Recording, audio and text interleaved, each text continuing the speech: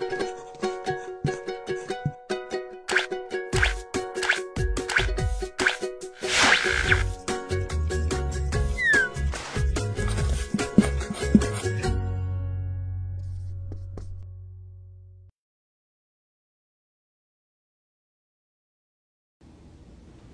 name's Dan, and we are in the Francis Collins lab in the NHGRI NIH Bethesda campus. I'm a computer programmer. I write machine learning algorithms. Machine learning is a subfield of computer science and artificial intelligence. So do you know Skynet? I have nothing to do with that. It's all about data mining. Biologists are always in need of new data mining programs. What essentially a lot of these algorithms do is they can classify whether something is a disease state or a non-disease state. It'll also tell you how much variation there is. So maybe you want to figure out how much of your height can be attributed to your genes. It first began in my freshman year of undergrad when I had a great professor who realized my potential as an applied mathematician and spent 3 days a week in a Starbucks with me teaching me advanced linear algebra. That motivated me to just get into research. I also read Francis Collins' The Language of God, and after spending 2 years in the University of California at Irvine, doing my PhD in computer science, doing genomics research, I finally had an opportunity to meet Dr. Collins himself and do a summer internship in his lab. The one thing that really excites me about what I'm doing is just that it's so new and that it's so interdisciplinary. I really can't think of too many people in the world who are doing what we're doing or even what I'm doing at the moment, because these are new technologies that are being made all the time. Biologists need newer and faster programs to do what they're doing. Hey, Dan. In the long term, what we would like to do is to understand how the genome works and how it functions to the point where we could just treat the cell like a car. We can take it apart and build it back together, know it like the back of our hand. It's what I enjoy the most. It's very relaxing, but not too relaxing. I do have to report to my superiors every day. I also have to make sure I generate results and draw some very valid conclusions. I ran the Wellington footprinting algorithm on ATAC-seq data and found about 1 million footprints that may correspond to some transcription factors that haven't been described in the literature yet. Oh, really? Oh, yeah, really. Sometimes it involves me writing a new program for whatever the biologists need at the moment. Sometimes it means helping the biologists understand how to use my programs. These are 9 cell types that we have available motif. Okay. I actually get to meet a lot of great people. I have made some very great friends here. I'm constantly meeting them over and over again, whether they're in Washington, D.C. or Maryland. Have fun with what you're doing. Life isn't very fun if you're not actually enjoying what you're doing. And 2, if you're going to fail with style. Science is all about constantly failing and rebuilding yourself and learning from your mistakes. So you're living on the edge, basically. Oh, yeah. Right on the edge. Oh, yeah, the edge of glory.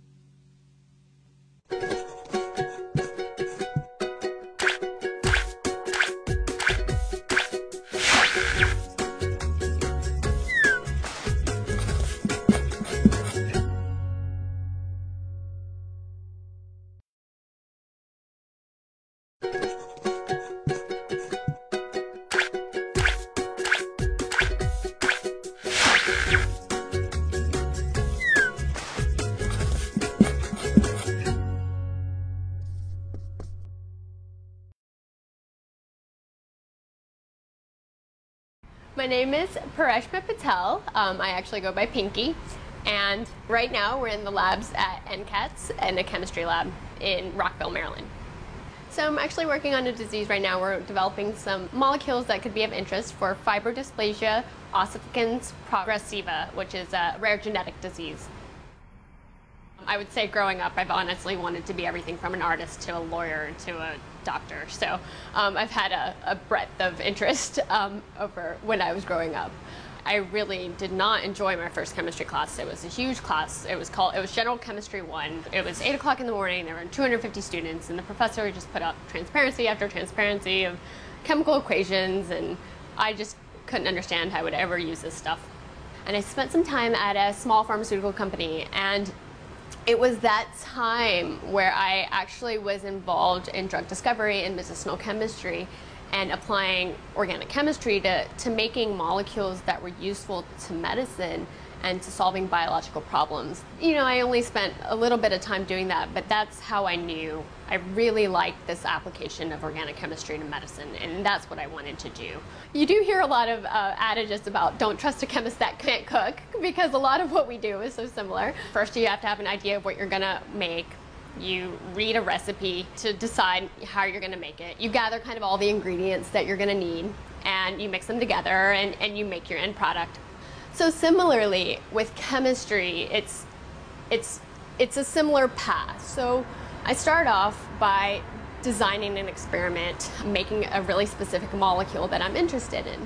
And so in order to do that, I have to do research and read a procedure in the literature. And based on what that procedure says, I actually gather all the starting chemicals that I'll need.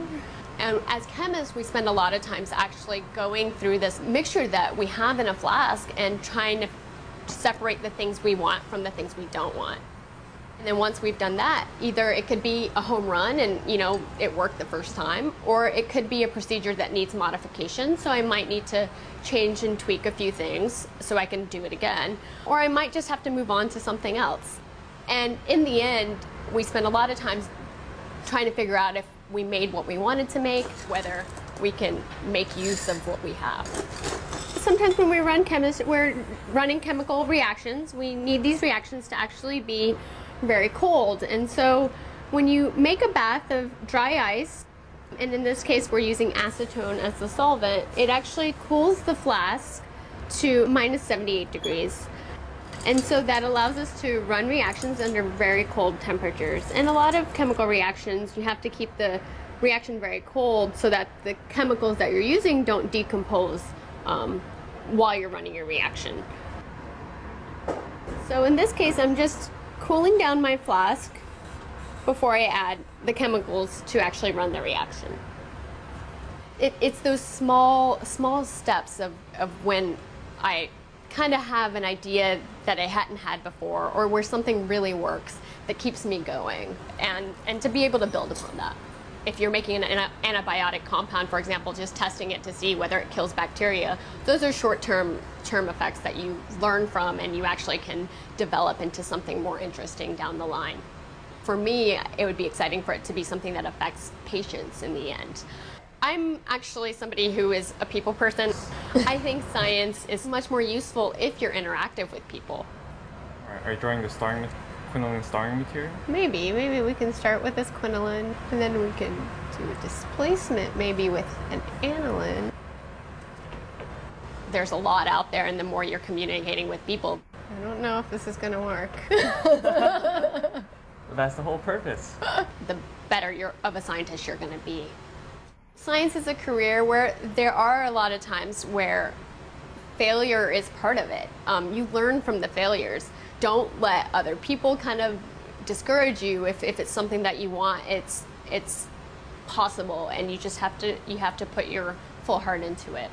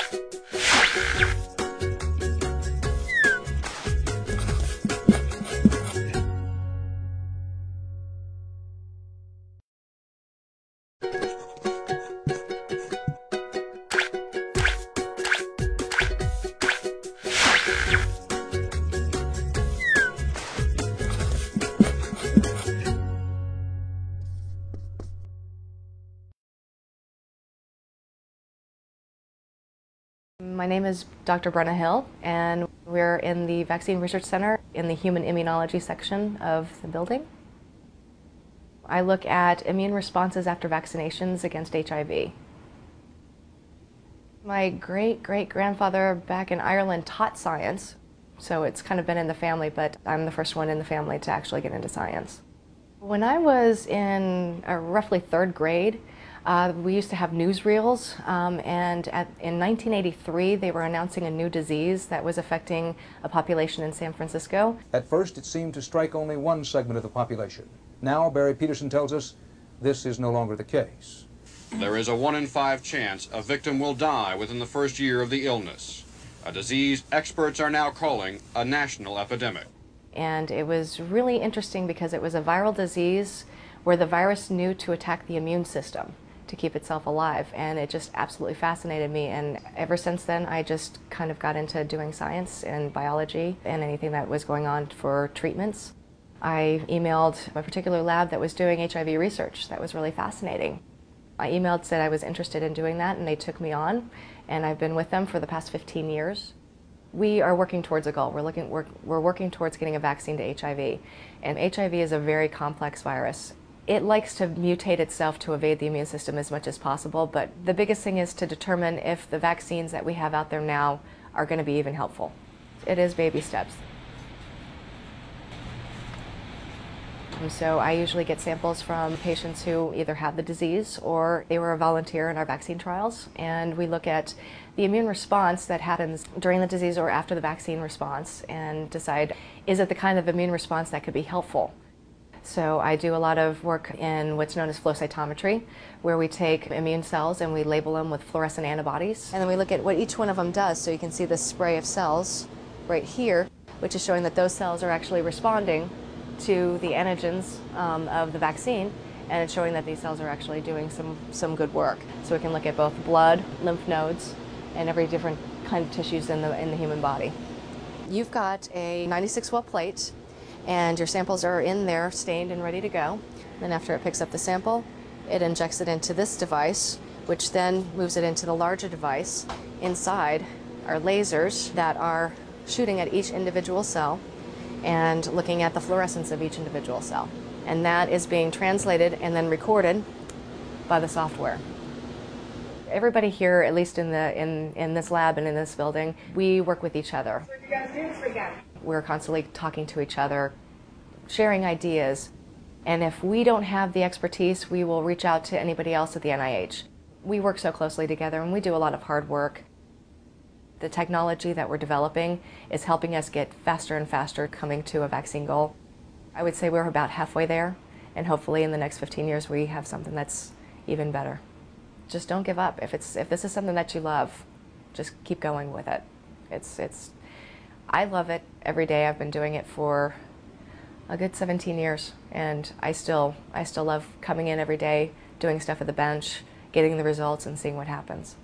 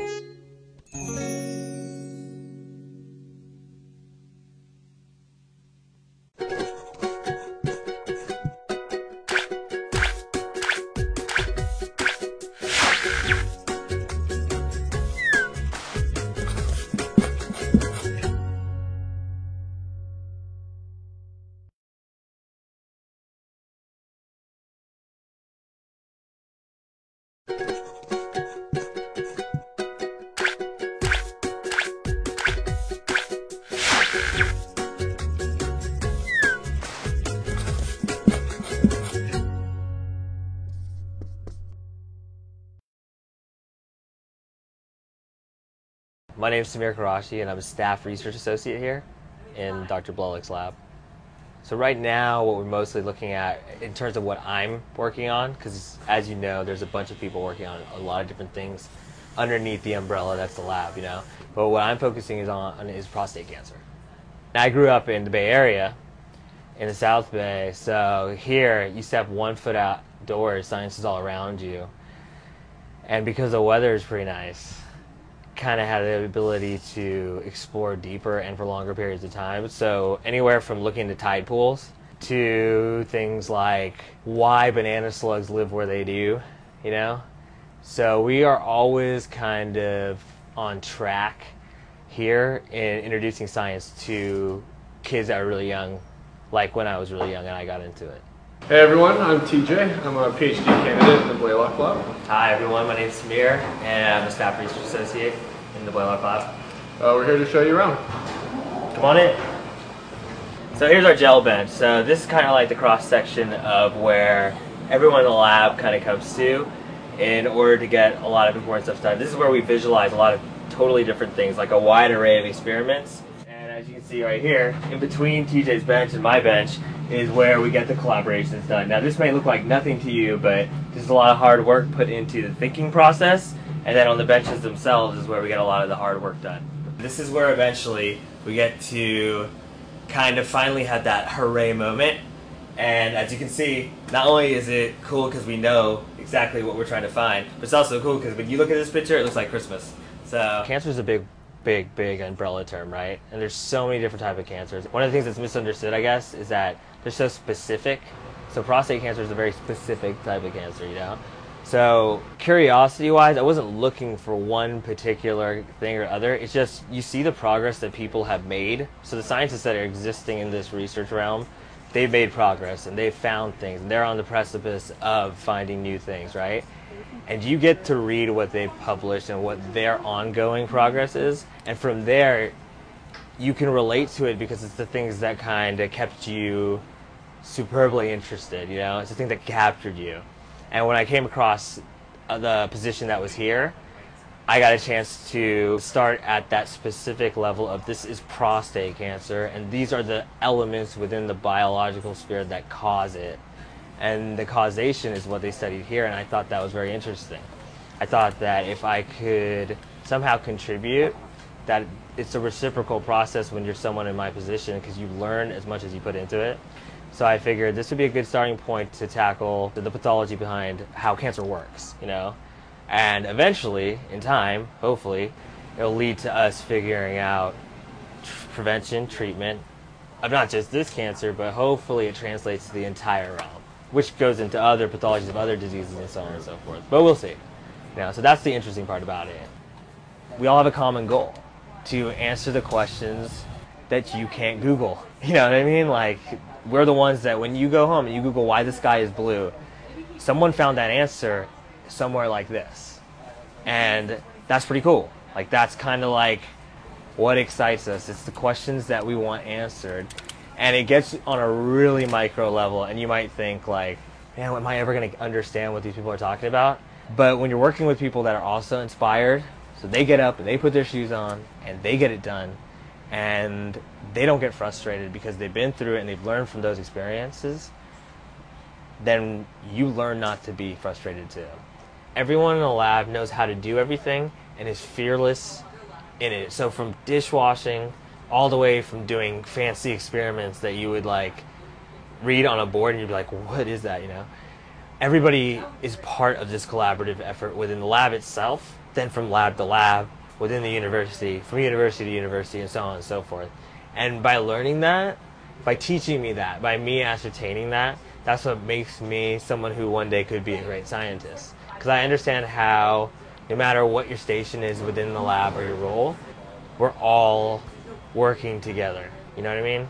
So that's my favorite accomplishment, you know, that this is that kind of environment where everybody contributes and no one's above or below doing a particular thing. We see it all around us every day. People trying to tackle specific diseases and so on and so forth.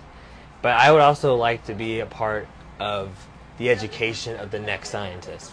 And because science is always evolving, just like the evolution that we believe in. It's like I want to teach them to think, to trust their instincts, just like everyone told me to do my own, to explore your curiosities, to tackle the questions that envelop you and enthrall you, you know? It's your future, and it's your future. Like, you have to obtain what you want out of it, which means you have to put a whole lot into it, and the earlier you get on it, the better. So that means you got to find the environment. So volunteering in a laboratory, just emailing, like, it sounds crazy, but emailing a college professor because you like what you understand, the limited amount you understand about their research, will shock you how willing people are to accept you into figuring it out.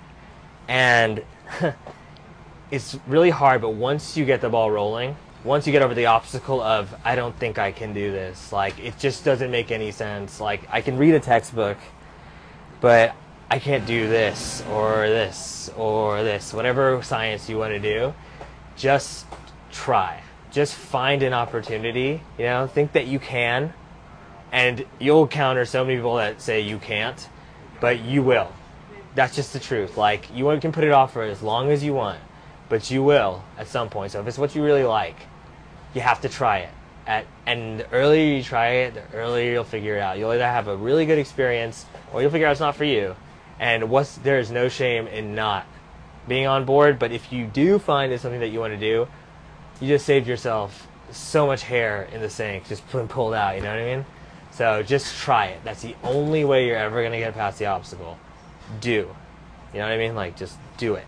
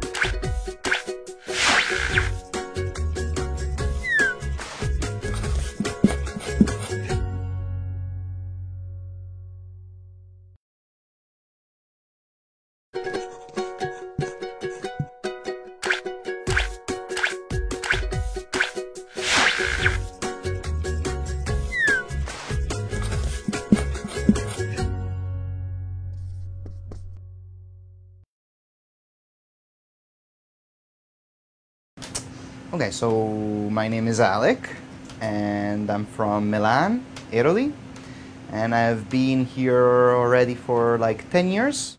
Some of the interests now in science is to build tissues, so build organs, if we can replace organs or tissues with basically live samples. So I think when I was 6 or 7, if you would ask me, what do you want to do when you grow up? I remember my brother wanted to be an actor, and I always wanted to be an inventor, whatever that means. You know, I love the Lego pieces, and I wanted to build these spaceships and everything, and little I knew that inventor really doesn't exist as a profession, but the closest thing is probably an engineer or a scientist. So I don't come from a scientific background, at least none of my family, none of my parents are scientists, yeah, and my brother ended up being a manager, product manager, so very completely pass. I think I'm the anomaly of the family. But it's done to very different space. On a day-to-day basis, I like to use, probably Richard Feynman's quote would be the best, like, the pleasure of finding things out, I think is what gives me a little joy. I mean, this is the only profession that gives you the intellectual creativity and freedom that no other profession would allow you to, would give you. I mean, so I do have a desk somewhere. Actually, I probably have multiple desks somewhere. I'm never at the desk, really.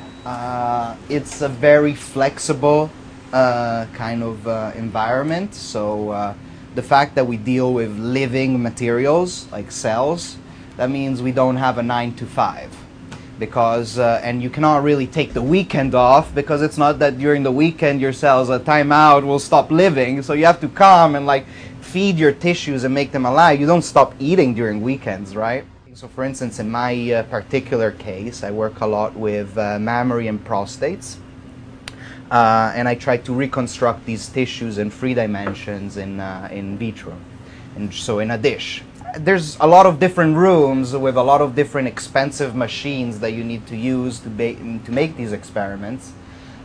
So you're not always in the same location, you're not in a cubicle, which I'm allergic to. So I don't think every day is the same. And then you set up a different experiment, or and you work with a collaborator about something, you're not always in the same spot. So I like that a lot too. It's fun. Yeah. Okay, how are you gonna conjugate the SNARP1 to the maltodextrin beads? Most of the times you fail at experiments. Like, that's just the nature of the business. It's hard to do something new. We're really good at doing stuff that we know how to do. It's easy. But if you're doing something new that nobody has ever done before, you have no idea exactly what is the proper way of doing it. If you go and you're interested in research and want to develop something new or something that has never done, or discover something new, don't make your failures and frustrations and roadblocks prevent you from going that route, because those are inevitable. So the way I actually see it is a little bit like the Far West of back in the days, you know, like these life sciences things. It's like nobody has any idea what's going on down at the molecular level, at the cellular level, absolutely clueless. So it is like a Far West. You walk in, you have your like horse, your hat, your whip, which would be like your machines, your instruments, and they're tumbleweeds and nobody has any idea what's going on. So you're like going in and you're conquering. It might go wrong. You might be like walking in the desert and you're just clueless. You'll never find water for a long, long time. But sometimes you'll find gold.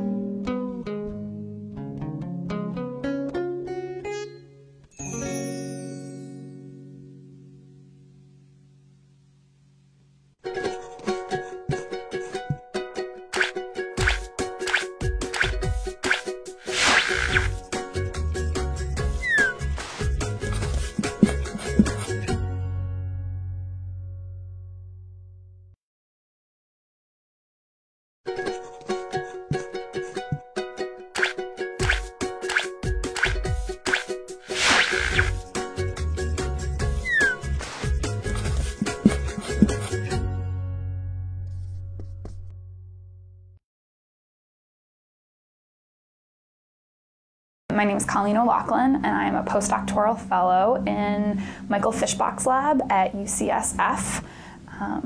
And Michael's lab is interested in understanding not only the bacteria that live inside of us and on us, that play a really important role in our health and our immune function and that type of thing, but then also at the same time as who's there, we're really interested in understanding what molecules that these bacteria are making. I am one of 7 children who came from English teachers, and like all of my siblings are either English teachers or literature majors or journalists, and so I was sort of always the black sheep in my family for like not being a literature major. So in undergrad, I was a biochemistry and art double major when I first started out, and I ended up graduating early from Ithaca. I don't know, people were like, oh, that's a great like break for your mind between science classes, and I was like, I don't know, like it was always like, a lot of like effort and like a lot of like thinking and measuring and redrawing and sort of trying something out, seeing how it worked, and then reassessing what didn't work, how to fix that in the future, and then how we're going about that. And I think like that's what scientists do. Right now, I have a couple things that I've been dedicating a lot of mental energy to. So one of them is working on this skin bacterium acnes, so P. acnes. That is a bacteria that all of us have on our skin. It's present at high rates and that type of thing. And it's commonly associated with acne lesions. And so what I'm focused on trying to understand is if there's a molecule that P. acnes makes that sort of helps keep it from turning pathogenic, or if there's a special molecule that P. acnes makes, and when it starts making that, it becomes a pathogenic bacteria, and so it causes these acne lesions and that type of thing. The bacteria that live in us and on us are not these sort of just like free-riding bacteria that are just like hanging out and not doing anything. They're actually really critical components to how our body works to defend itself against invading pathogens, sort of environmental onslaughts and that type of thing. And the idea is that the bacteria are making molecules that are dramatically altering host behavior. So how our immune system is responding to things, how are we breaking down our food. And so we're interested in understanding exactly what bacteria are there, and then what are the molecules that they're making, what are those molecules structurally, and then what are the molecules doing to us. And so sort of the P. acnes project is a very like zoomed in specific one, right? Like about this idea of like what molecules are present or absent in different healthy versus disease states.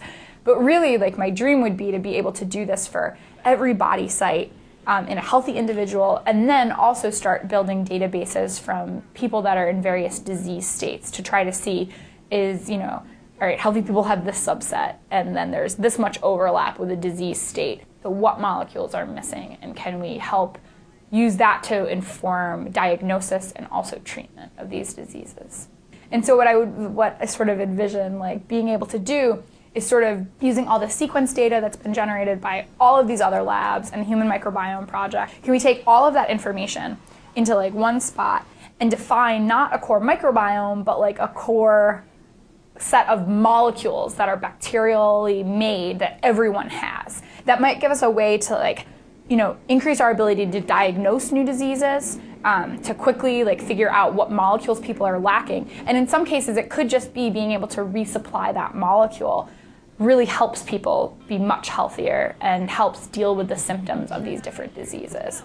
You have to be incredibly creative to be a scientist, right? Like, you're doing things that no one else has ever done before. No one's thought about, like, no one's tried to do. And so there is no, like, recipe. There's no, like, do X, Y, and Z protocol. You're building the protocol. And so you have to, like, sort of be adventurous and creative and be like, I'm going to try this, and it's probably going to fail. But, like, that's okay, because I'm going to learn things from that failure. And just like when you're drawing, like you put a line down and you're like, that's not the right line. And you like look at it, figure out why, erase it, and retry it. And science is the same thing. Like you grow a bacteria, you try to do an experiment, and you're like, that didn't work. All right, let's change one thing and try it again so that we have an idea of like what's going wrong, how do we like move forward, and like that type of thing. And like what defines you as a scientist is like getting back into the lab and picking your pipettes up and doing more experiments when all you want to do is go home and like cry in bed and like be like, I don't want to do this, you know? Like that's when like you sort of know you're a scientist, when the option of going home is less exciting than staying and maybe failing again, because that next experiment could totally be the one that worked and like changes everything, right?